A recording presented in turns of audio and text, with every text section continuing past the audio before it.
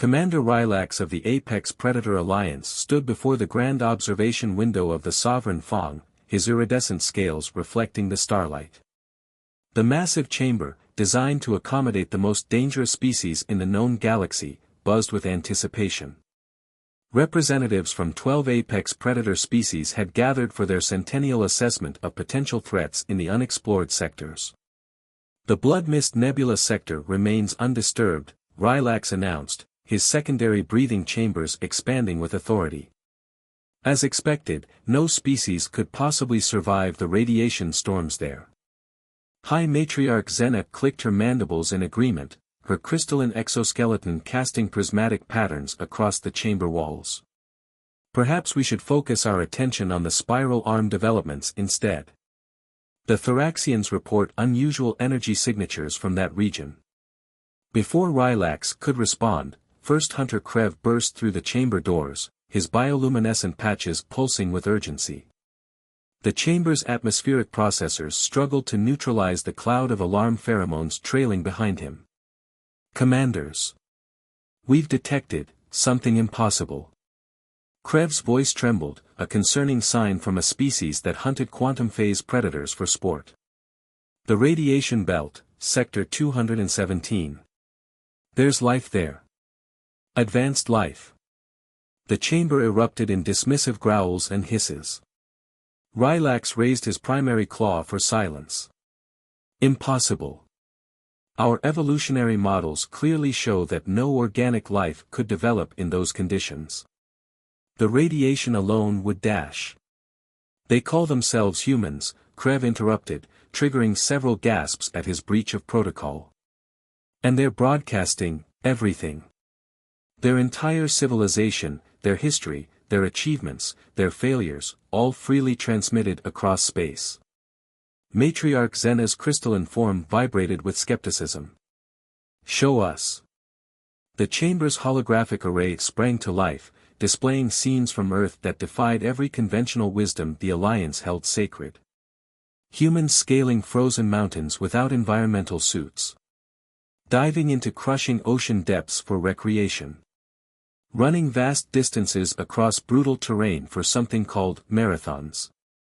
This cannot be real, whispered Rylax, his scales shifting to a pale shade of disbelief. They're soft-bodied organisms. No natural armor, no significant claws or fangs, limited sensory capacity. How are they surviving? That's the truly fascinating part, Krev continued, his bioluminescence now pulsing with excitement rather than fear. They compensate for every biological limitation with something they call technology. But it's unlike anything we've seen before. They don't evolve to match their environment, they change the environment to match their needs. The chamber fell silent as footage showed humans constructing vast climate-controlled habitats in the most hostile environments on their planet. Desert cities gleaming with artificial oases. Underground metropolises shielded from the surface's extremes. Floating settlements riding out massive ocean storms. We need to establish contact immediately, declared Matriarch Xena. Any species that can not only survive but thrive in such conditions must be properly evaluated. Rylax's scales shifted to their warning coloration. Caution, Matriarch. Look at their conflict footage. They've turned their environmental adaptation capabilities toward warfare. Their weapons. The holographic display showed the progression of human military technology, from simple projectile weapons to precision-guided munitions, from basic armor to powered exoskeletons, from primitive rockets to antimatter containment systems. They're not just surviving their death world, Rylax concluded grimly. They're mastering it. And they're doing it faster than any species we've encountered. The question isn't whether we should contact them, it's whether we're ready for them to contact us. As if in answer to his concern, a new signal cut through their secure communications channel. The chamber's screens flickered to life with a message that would forever change the galaxy's power dynamics. Greetings, Apex Predator Alliance.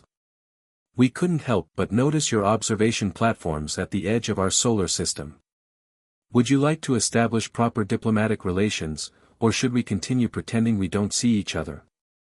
We have coffee and cookies. The message was signed, Office of Xenodiplomacy, United Earth Government. Rylax and Xena exchanged glances. The humans hadn't just survived their death world, they'd turned it into an advantage. And now, they were reaching out with both technological sophistication and what appeared to be humor. The galaxy's apex predators were about to learn that sometimes the most dangerous species isn't the one with the sharpest claws, but the one that learns to make its own. First Hunter Krev stood in the stealth observation pod hovering above a human settlement called Stockholm, his bioluminescent patches dimmed to near darkness. 3 planetary rotations had passed since humanity's unexpected diplomatic outreach, and the Alliance had responded with their time-honored tradition, extensive covert surveillance. Status report, Krev sub-vocalized to his team, scattered across Earth's various climate zones. The responses painted a picture that grew more confusing by the hour. Arctic Station reporting, came Scout VYX's trembling voice. The humans are swimming in frozen waters. Voluntarily. They call it polar plunging and appear to be enjoying it. Desert outpost here, Second Hunter Nerix chimed in. They're racing vehicles across sand dunes in something called the Dakar Rally. Several have crashed. They get up, repair their vehicles, and continue. I don't understand. Krev's patches pulsed with frustration. How could they assess a species that seemed to actively seek out deadly situations for entertainment? His own observations of the urban environment were equally baffling. Humans packed themselves into metal tubes that hurtled through underground tunnels, ate foods that could kill other species, and spent hours staring at artificial light sources they called phones. Thermal imaging confirms no natural defense mechanisms, reported Scout VYX. Yet they survive temperatures that would freeze our blood solid. Their solution? Something called heated seats and hot chocolate. A priority alert flashed across Krev's neural interface. Matriarch Xena demands answers. What are we dealing with here? Before anyone could respond, a human child pointed directly at Krev's supposedly invisible observation pod and shouted, "Cool drone. Is that for the new Netflix show?" Krev's chromatic scales shifted in panic. The stealth systems were the most advanced in the galaxy. They couldn't possibly. Oh, neat. Active camouflage. A human teenager was now recording the pod with their phone. The light distortion effect is awesome. Much better than the last production company's props. All units, maintain position, Krev ordered, trying to sound calmer than he felt. Our stealth technology appears to be compromised. About that, Nerix interrupted. The humans at the race invited us to something called a post-race barbecue. They think we're part of a documentary crew. Should we accept? Krev's patches flashed in exasperation. Absolutely not. We are apex predators conducting crucial surveillance. We cannot simply attend their social gatherings. They're grilling something called ribs, Nerix continued. The smell is fascinating. Stay focused. Krev commanded. We need to understand their defensive capabilities, their military strength, their...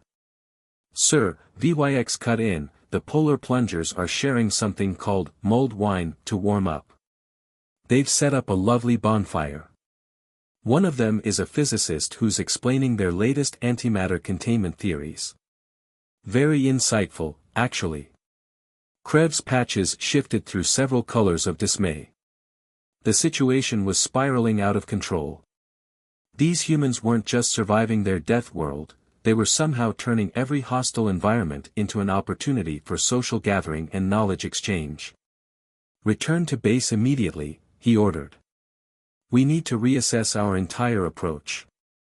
But sir, Nerix protested, they're about to start something called karaoke and I've been requested to perform something called Sweet Home Alabama. Before Krev could respond, his pod systems detected an incoming message from Earth's Office of Xenodiplomacy. We hope our various cultural exchanges are proving informative. Perhaps it's time to move past the hidden observation phase. We make excellent martinis at the diplomatic center. Your choice of shaken or stirred. Krev stared at the message, his researcher's curiosity battling with his predator's instincts. These humans had turned their entire death world into a laboratory, a playground, and a social club all at once. And now they were casually offering cocktails to the galaxy's most dangerous species. All units, he finally declared, prepare for transition to overt diplomatic contact. He paused, then added, Nerix, document this karaoke phenomenon. It may be crucial to understanding their social dynamics. As Krev prepared his report for the Alliance Council, he couldn't shake the feeling that they had completely misunderstood what made a species truly dangerous. Perhaps the ability to turn any situation, even surveillance, into an opportunity for connection was the most formidable evolutionary advantage of all. The Grand Council chamber of the Apex Predator Alliance had never seen such chaos. Holographic displays showed live feeds from Earth while representatives from 12 species argued over their significance. Commander Rylax watched as Matriarch Xena attempted to maintain order, her crystalline form vibrating with barely contained frustration. They're clearly hiding their true capabilities, thundered Representative Dorn of the Shadowhunter Collective, his vapor form swirling agitatedly. No species creates entertainment about space warfare unless they possess such capabilities. First Hunter Krev, newly returned from Earth, stepped forward. With respect, they're not hiding anything. They broadcast their military tests, their technological failures, even their scientific theories, all in the open. Impossible. Dorn condensed partially in agitation. They even revealed the weaknesses of their orbital defense systems during something called a press conference. No predator species would. That's exactly the point, interrupted Science Director Lyra, her neural tendrils pulsing with excitement. She'd been analyzing human data streams since first contact. They've turned transparency into a defensive strategy. By sharing everything, they make it impossible to determine what's genuine and what's misdirection. The chamber's displays shifted to show various human activities, children learning combat sports, civilians practicing emergency protocols, scientists openly publishing research about theoretical weapons. Everything was public, documented, and thoroughly discussed. Look at this, Lyra continued, highlighting a particular feed. They have something called disaster preparation drills where they practice surviving everything from natural catastrophes to alien invasions. They turn planetary defense into a public activity. Rylax's scales shifted thoughtfully. Their approach defies every principle of predator evolution. Instead of developing natural weapons, they created artificial ones. Rather than evolving specialized hunting abilities, they developed tools to adapt to any situation. They don't hide their weaknesses, they acknowledge them and find technological solutions. A new alert flashed across the chamber's screens. The Human Office of Xenodiplomacy was broadcasting again, "We've noticed your analysis of our public information systems. We're hosting an International Technology Expo next month. Consider this an official invitation to send representatives. We'd love to discuss our different approaches to survival and adaptation." Matriarch Xena's crystalline form chimed with decision. This is unprecedented. They're not just surviving on a death world, they're inviting the galaxy's apex predators to study their methods. It must be a trap, Dorn insisted, his vapor form darkening. I don't think so, Krev countered, his bioluminescent patches pulsing with remembered experiences. During my observation mission, I watched humans repeatedly risk their lives to save others, even members of different species. They keep animals as companions, protect their weak, and share resources with struggling populations. That goes against every principle of apex predator behavior, Rylax noted. Exactly, Lyra's neural tendrils waved excitedly. What if that's their evolutionary advantage? They survived their death world not by becoming the strongest predators, but by turning cooperation into a survival strategy. They don't need to be the deadliest species because they've made adaptation and mutual support their weapons. The chamber fell silent as the implications sank in.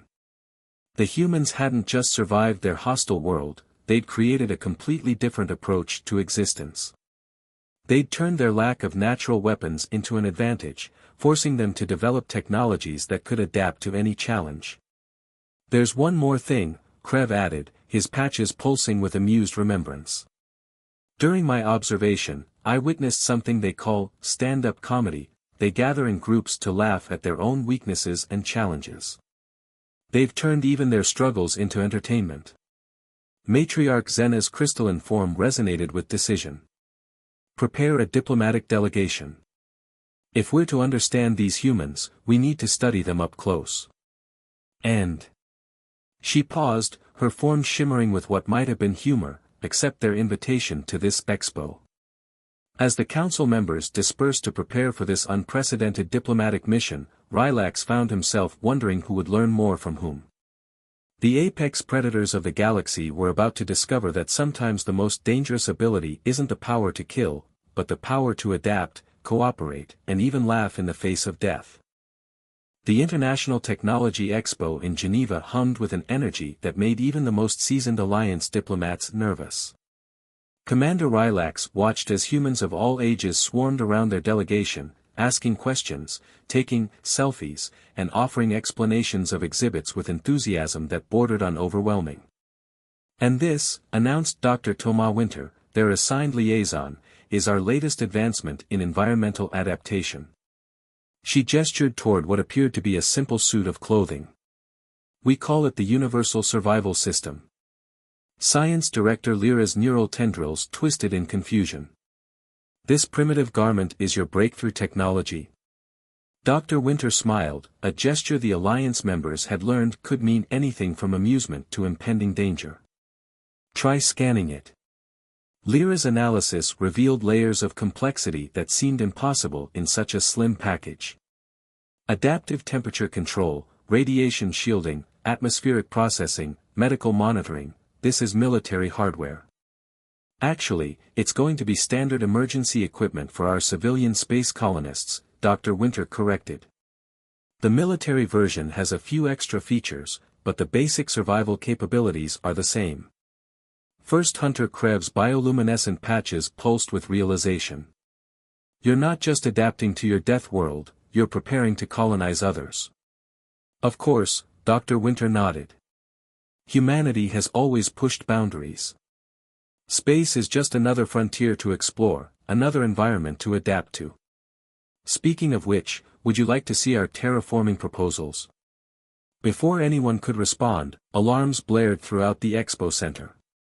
The human crowds, instead of panicking, moved with practiced efficiency toward designated areas. Dr. Winter checked her communication device, her expression shifting to one of focused intensity. "Well, this is unfortunate timing," she said calmly. "We have a level 2 situation. A rogue asteroid was just detected on a collision course with Earth. Impact in approximately 6 hours." The Alliance delegation froze in various expressions of shock. Such a threat would typically trigger immediate evacuation protocols. Instead, they watched as humans activated emergency response systems with almost casual efficiency. "Planetary Defense Command is deploying intercept vehicles," Dr. Winter continued, pulling up holographic displays. "Would you like to observe our response procedures? It might be educational." Rylax's scales shifted through patterns of disbelief. "You're inviting us to watch your planetary defense operations? During an actual crisis? Why not?" Dr. Winter shrugged. "Our protocols are public knowledge anyway. Besides, this is only a level 2 threat. Now, if you'll follow me to the command center." The next few hours proved revolutionary for the Alliance observers. They watched as humans coordinated a global response, deploying technologies that ranged from antimatter-tipped interceptors to massive energy deflection arrays. Civilian volunteers operated support systems while military units executed precision maneuvers in space. "Fascinating," Lyra muttered, her tendrils dancing with excitement.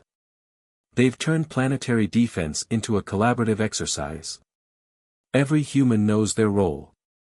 Impact averted, announced a calm voice over the global communication system. All units proceed with standard cleanup protocols. Civilian activities may resume. Dr. Winter turned to the stunned Alliance delegation. Now, about those terraforming proposals. Unless you'd prefer to break for lunch first. The cafe is serving something called fusion tacos today, an interesting blend of Korean and Mexican cuisines. You just prevented a planetary catastrophe, Krev's patches pulsed with amazement, and you're discussing lunch options? Multitasking is a human specialty, Dr. Winter grinned. We learned early that survival doesn't mean much if you can't enjoy life along the way. Now, who's hungry? As they followed their human host to the cafe, Rylax exchanged meaningful glances with his fellow delegates. They had come to study what they thought was another predator species, only to discover something far more dangerous, a civilization that had turned adaptability itself into an art form. In the background, Expo attendees were already incorporating the asteroid incident into their exhibits, analyzing the response data, and proposing improvements, all while debating the merits of fusion tacos versus traditional cuisine. The galaxy's apex predators were beginning to understand that they hadn't just discovered another spacefaring species. They had encountered humanity, and nothing in their evolutionary history had prepared them for that. Back in the Grand Council chamber, the Alliance representatives gathered for what would become their most significant session in centuries. The walls displayed a continuous stream of data from Earth, each feed revealing new aspects of human civilization that defied conventional understanding. The evaluation period is complete, Matriarch Xena announced, her crystalline form refracting light in complex patterns. We must now decide how to formally classify humanity within the galactic hierarchy.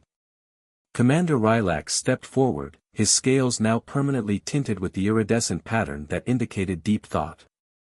They don't fit our traditional classification system. They're not apex predators in the conventional sense, yet they've achieved dominance over their death world in ways we never imagined possible. Consider their response to the asteroid incident, First Hunter Krev added, his bioluminescent patches pulsing with emphasis. They treated a planetary threat as a learning opportunity. Their children asked questions about improved detection systems while their scientists were still tracking the debris. Science Director Lyra's neural tendrils waved in agreement. Their true strength isn't in their technology, though that's remarkable enough. It's in their ability to turn every challenge into an opportunity for growth. They don't just survive, they thrive on adversity. The chamber's displays shifted to show various human achievements, underground cities in the harshest deserts, floating research stations in storm-ravaged seas, orbital habitats that turned the vacuum of space into livable environments. Each image represented not just survival, but humanity's relentless drive to push beyond mere existence. There's something else, Rylax noted, bringing up new footage. Watch their entertainment media. They constantly imagine scenarios worse than their reality, global catastrophes, alien invasions, cosmic disasters. They prepare for threats that don't even exist yet. And they share everything, Krev added. Their victories, their failures, their fears, their hopes, all broadcast across their global information networks. They turn their entire species into a vast learning system. A new message flashed across the chamber's screens. The Office of Xenodiplomacy again, we notice you're having trouble classifying us in your system. Perhaps we could suggest a new category. We're rather fond of the term adaptable opportunistic innovators, though some of us just prefer crazy enough to try anything once. Matriarch Xena's crystalline form chimed with what might have been laughter. They're monitoring our classification debate. Of course they are. They've already published papers analyzing our society, Lyra noted, her tendrils twitching with admiration. Their xenoanthropologists are fascinated by our evolution as apex predators. They're studying us while we study them. Then perhaps, Rylax suggested, his scales shifting to a new pattern never before seen in the chamber, we should create a new classification entirely. Not apex predators, not prey species, but something else, evolution's wildcards, a species that rewrites the rules of survival itself.